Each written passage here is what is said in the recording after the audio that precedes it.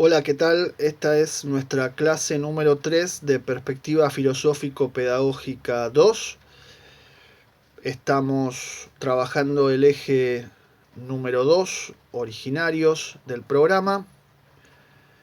La vez pasada estuvimos analizando el texto de Luis Alberto Reyes, El pensamiento indígena en América.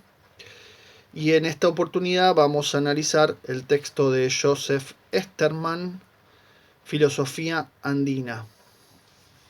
Previamente algunas consideraciones sobre este eje 2. Habíamos dicho lo importante que es pensar el componente originario o lo originario, los originarios en plural, porque no son uno, son muchos, como formando parte de nuestra identidad cultural, vigente, como algo vivo. Y en ese sentido nos vamos a ocupar principalmente de la cultura andina, en los textos que tenemos para ver en este eje 2, pero podríamos también haberlo ampliado a otras culturas.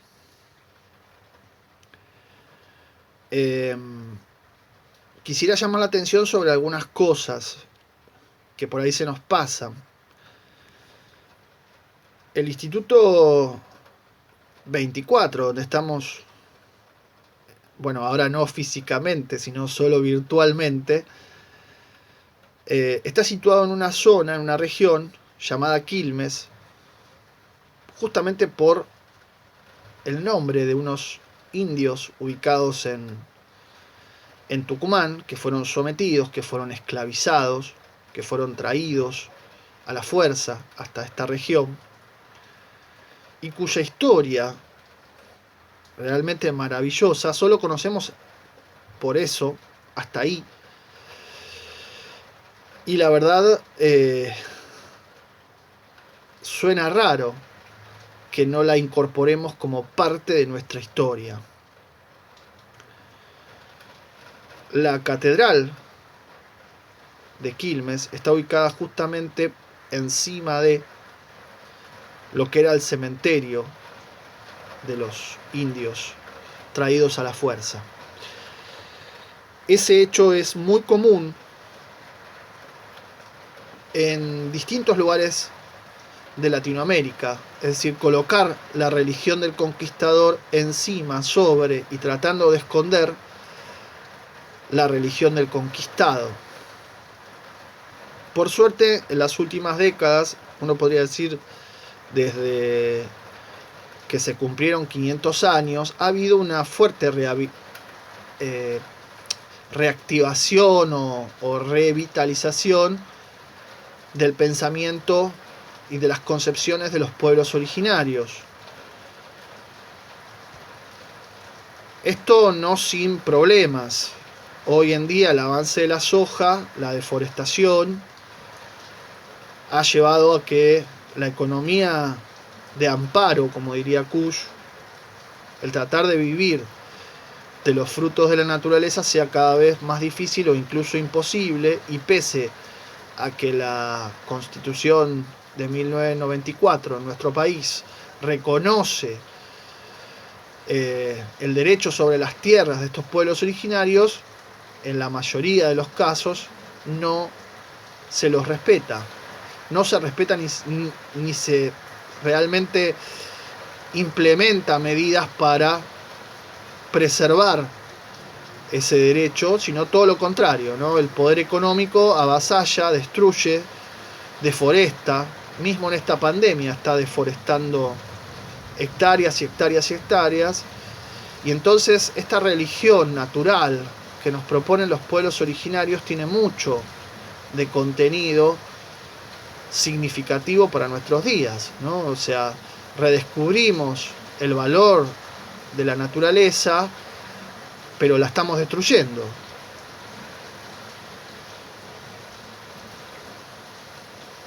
Y a veces se redescubre incluso con organizaciones que no reconocen que los pueblos originarios han sido pioneros justamente en la consideración de la naturaleza. Por eso insisto, esto hay que conocerlo, esto tiene que ser simplemente una invitación para hurgar un poco más y no decir, mirá esas creencias religiosas, qué poco científicas.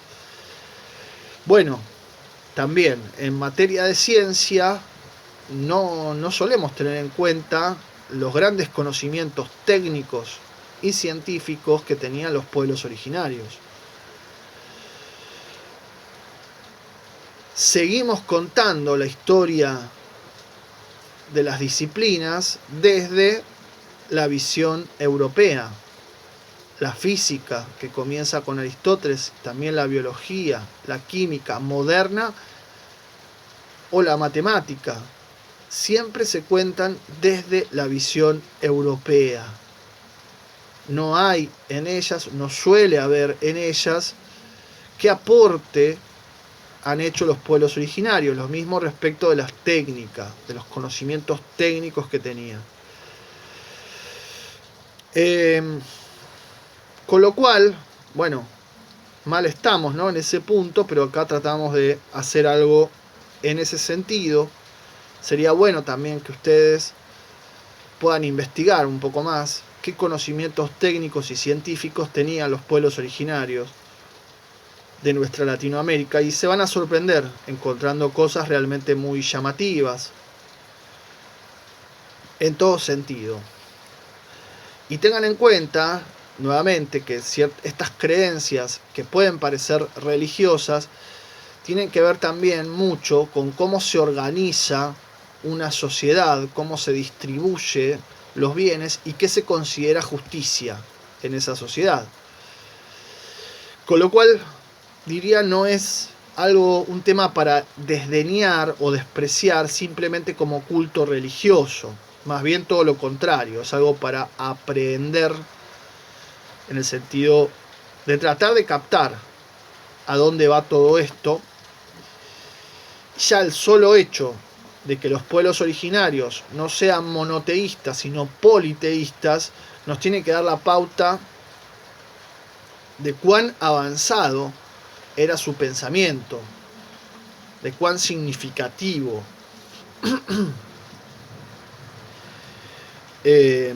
Pero bueno, esto para insistir en algunas cosas que por ahí puedan llegar a suceder.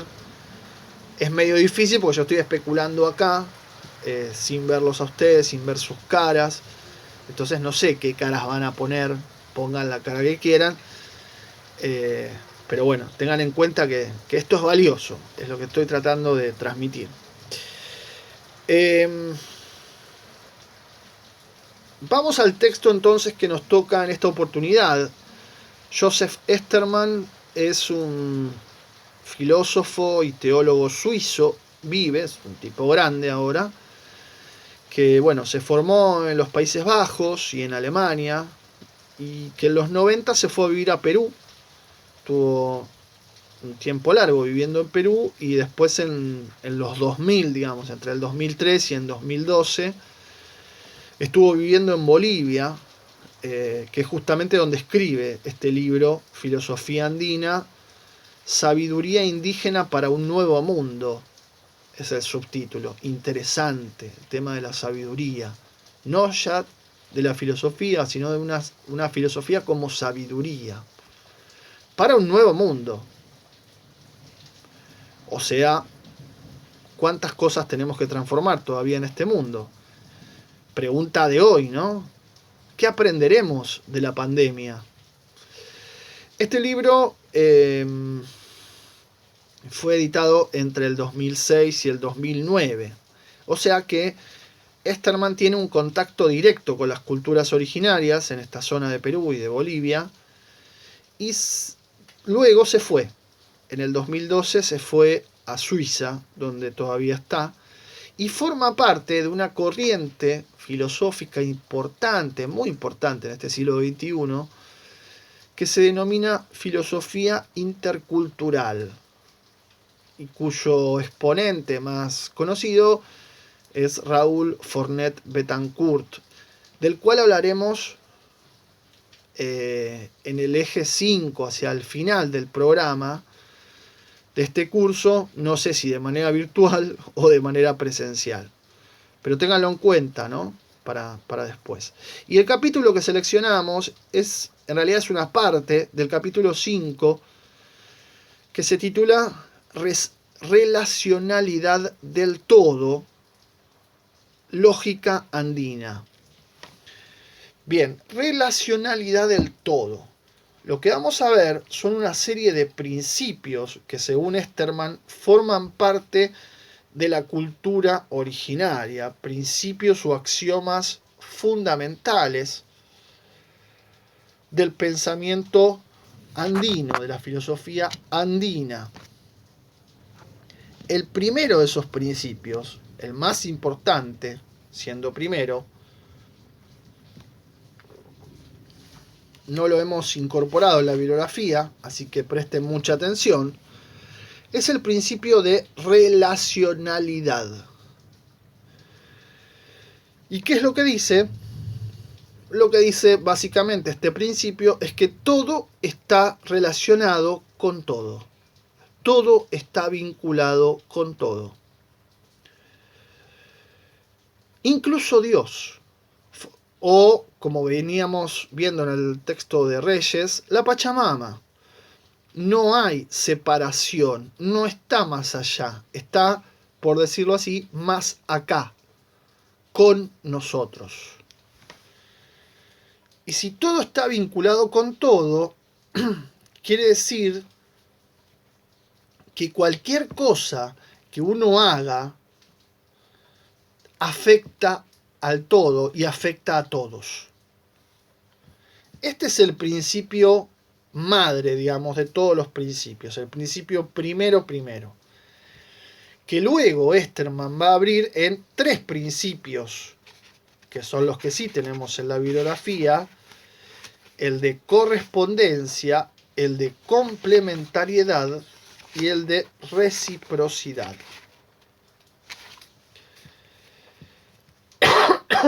Estos 3 principios, correspondencia, complementariedad y reciprocidad, son principios derivados.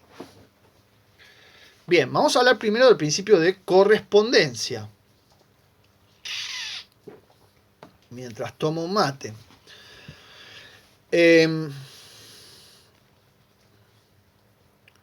Lo que dice este principio es que los planos de la realidad se corresponden armoniosamente. Corresponden.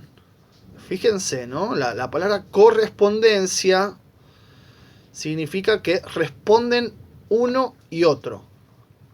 Se corresponden. Y claro, lo que el autor señala es que, si bien hay ejemplos occidentales de esta idea o de este principio, en Occidente, o sea, en el pensamiento europeo, ha prevalecido el principio de causalidad, donde causa y efecto son dos cosas, o dos hechos mejor, separados, ¿sí? Independientes. La correspondencia lo que marca es una suerte de vínculo o de nexo cualitativo, no causal, no cuantitativo, y hace referencia a lo simbólico y a lo celebrativo. Esto que les comentaba la vez pasada de los rituales, las fiestas, las celebraciones a la Pachamama, tienen que ver con esto, con símbolos. Son acciones rituales que uno dice, bueno, pero ¿qué significa? ¿Eso provoca? No, no provoca. Eso evoca. Simbólicas, tan cargadas de simbología, de significados, de vocaciones, pero además es representativa, pero en el sentido de presentativa, ¿no? Es decir, el ritual evoca la Pachamama está ahí, no está más allá, se presenta de nuevo, no es una idea que tenemos en la cabeza. Esto es algo muy difícil de entender, pero los dioses andinos no están afuera de nuestra realidad, están en nuestra realidad. Y la huaca, que decíamos que son esas piezas a veces móviles, está ahí. Lo mismo que un cerro, un río, un lago, donde están los dioses, están ahí. Y el Dios no es más allá de eso, es eso. Eso que está ahí. Por lo tanto, si el Dios está ahí, resume toda la divinidad. Y eso es lo que significa simbolizar. No es representación, es presentación. No es una idea que tengo en la cabeza, es el Dios presentándose ante nosotros. Y lo que dice la correspondencia es que lo que sucede en el macrocosmos sucede en el microcosmos. Y lo que sucede en el microcosmos sucede en el macrocosmos. Es decir, hay una correspondencia entre lo pequeño y lo grande.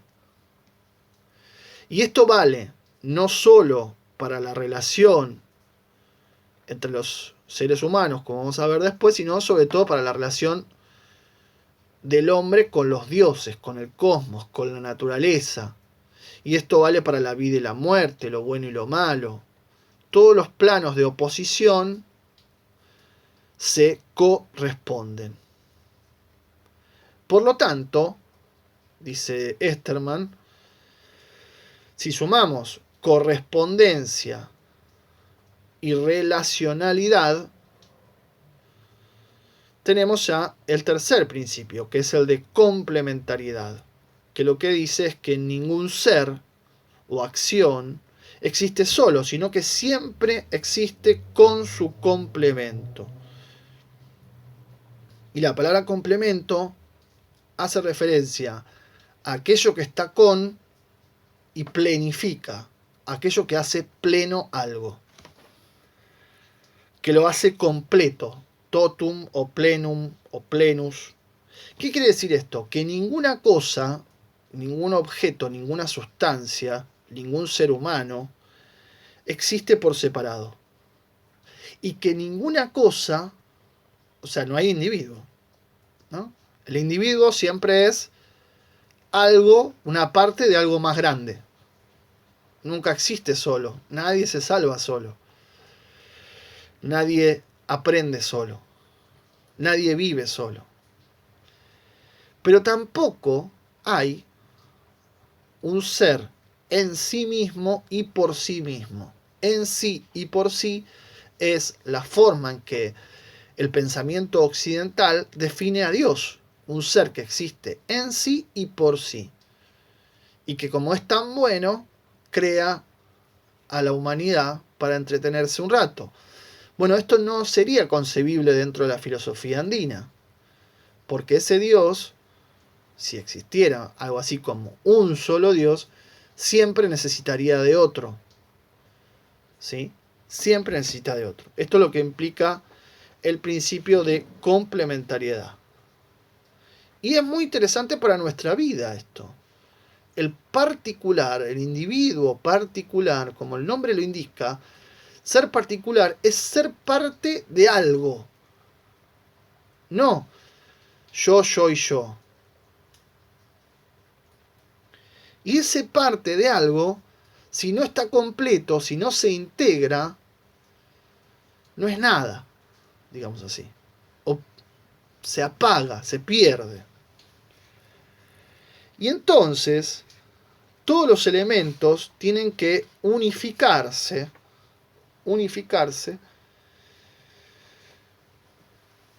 Y acá es donde, bueno, aparece de nuevo el tema de la oposición. La oposición, la luz y oscuridad, frío y calor, la noche y el día, arriba y abajo.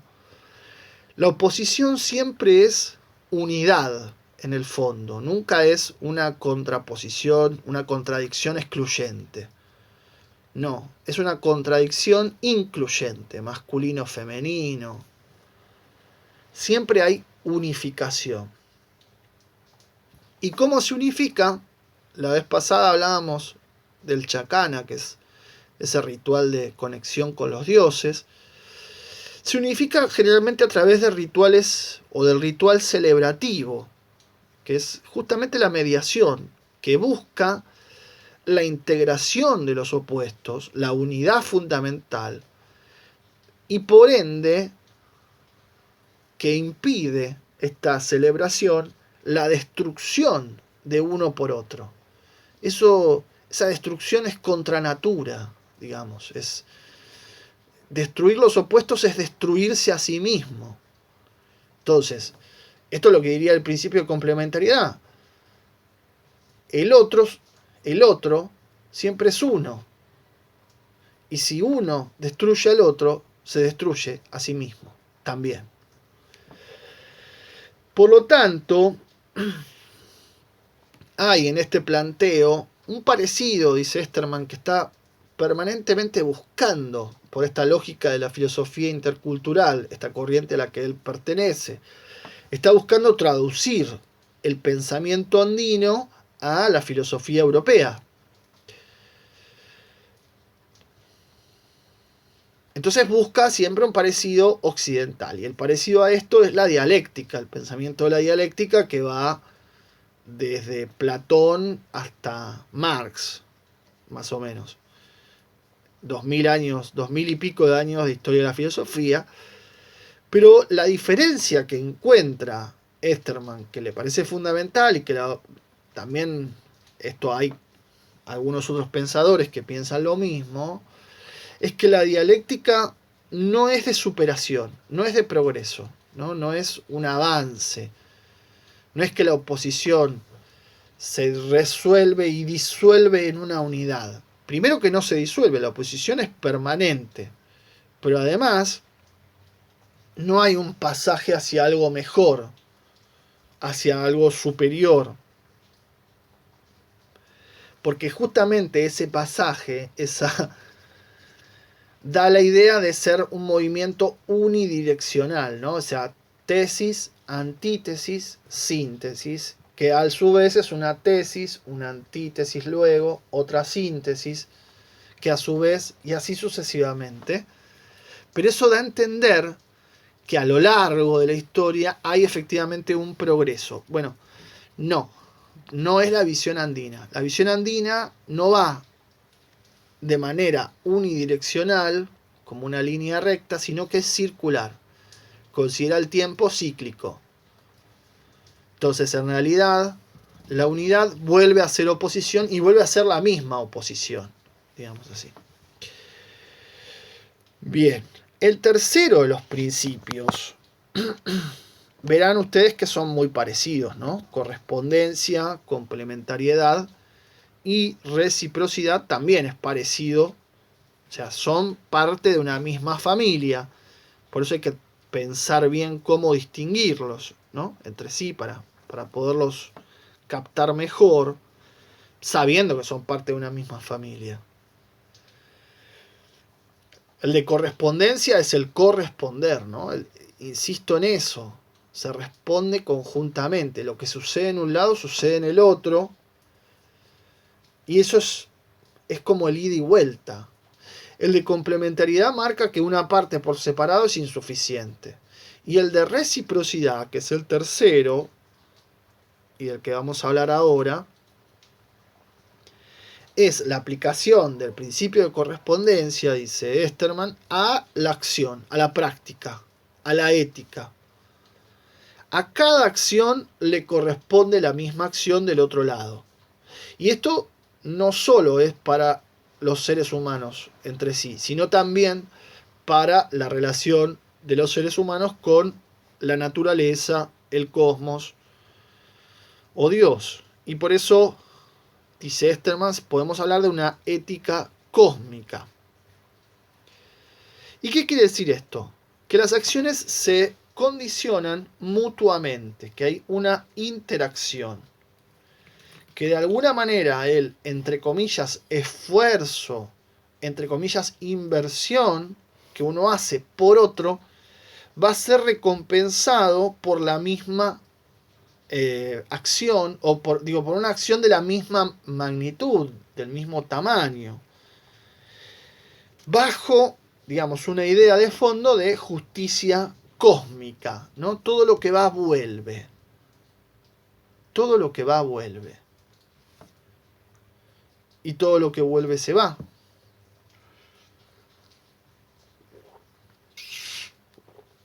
El ejemplo es nefasto, permítame que les diga esto. El ejemplo que pone Esterman es el ejemplo del trueque. Es nefasto. Trueque porque, claro, al no haber moneda, se cambian cosas. Esto incluso sigue vigente hoy en ciertas regiones campesinas de nuestra América profunda. Y claro, que el trueque se vuelve muy importante en lugares que son de difícil acceso y bajo una idea que, pucha, si vale la importancia. El dinero no se come. El trueque, entonces, sería un ejemplo nefasto, a mi entender, de reciprocidad, porque estamos viendo ahí el intercambio de bienes. Reciprocidad es algo mucho más profundo que cambiar una cosa por otra.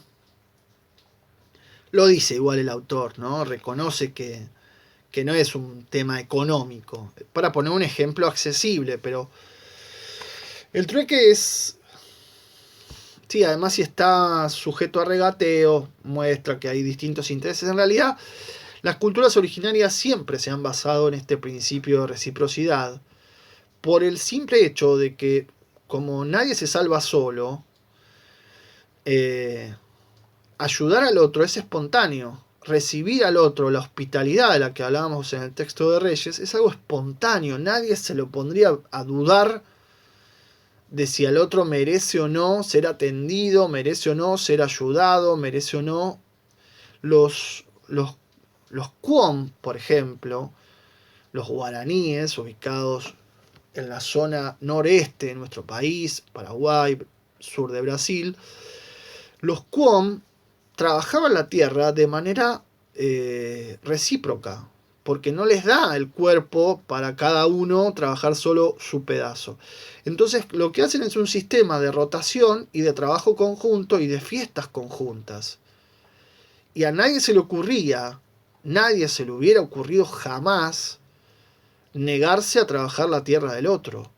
Jamás.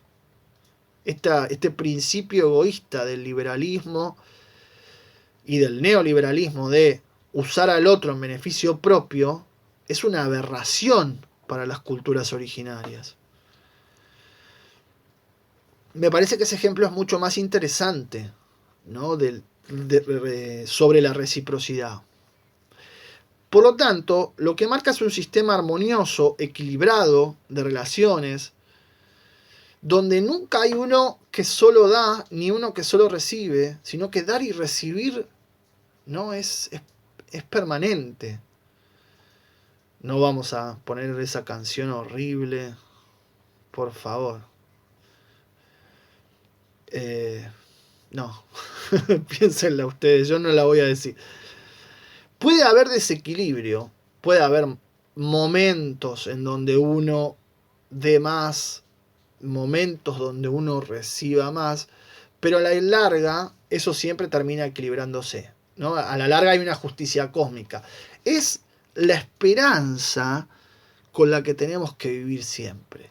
No podemos no pensar que alguna vez la gente mala, la gente que destruye países, se me vienen tantos nombres a la cabeza, van a pagar por algo que han hecho. Tenemos que pensar, obviamente, vemos al juez, vemos a los medios de comunicación y las mentiras y pensamos que nunca van. Bueno, esta justicia cósmica es una esperanza, es un deseo, es algo...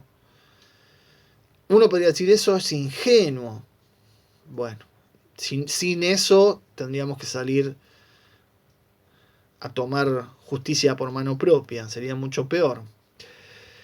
Entonces puede haber desequilibrio, pero siempre temporario. Y obviamente el principio de reciprocidad, dice Esterman, es absolutamente incompatible con muchas nociones occidentales. Por ejemplo, la relación sujeto-objeto, ¿no? Que es unidireccional. Pero yo agregaría, para seguir pensando, también es incompatible con algunas otras ideas religiosas, como por ejemplo dar para recibir multiplicado. Uno da porque dar nadie lo pondría en duda. Es espontáneo el dar. Pero uno no da para esperando recibir lo mismo. Uno da porque sí. Si no, es un especulador. Si está esperando recibir lo mismo, o doy porque me va a dar más. Eso es especulación. Eso no es reciprocidad. Y por otro lado, hay un principio liberal también muy viejo, que es no hagas lo que no quieres que te hagan. Bueno, eso tampoco aplica acá. Porque ese principio liberal es negativo. Puedo hacer todo menos lo que no quiero. No, acá no es no hacer, acá es hacer. Es exactamente al revés. Hacer porque el hacer es parte también de lo que viene. Lo que viene y lo que va. Entonces, no es no hago lo que hago, lo que está bien. Y lo que está bien me tendría que venir, aunque a veces no suceda eso tal cual. Bien, bueno, frenamos aquí. Seguiremos en la próxima con el texto de Rodolfo Kusch, América Profunda. Simplemente quisiera agregar algo más que estaría bueno investigar. Dos conceptos que están muy fuertes también en esta cultura, pero que no nos dan por tema de espacio, pero los señalo nada más. La idea de que el pensamiento siempre va acompañado de sentimiento, y por eso se ha inventado últimamente, en las últimas décadas, una palabra que es el sentipensar de los pueblos originarios. Como que los sentimientos están siempre jugando. Nunca somos pensamiento, cálculo solamente y nada más. Y por otro lado, otra idea muy importante de los pueblos originarios que habría que ampliar, investigar un poco más, es la idea de buen vivir. Buen vivir. ¿No? ¿Qué quiere decir esto? La base de todas las cosas. Vivir bien. Vivir bien en consonancia con la naturaleza, obviamente, y con la comunidad de la que uno forma parte. Eso desde luego. Pero como una prioridad fundamental para todo, para la economía, para la política, para la religión. Necesitamos dioses también que nos permitan vivir bien. Bueno, y la próxima trataremos de vivir bien trabajando el texto entonces de Kusch, América Profunda.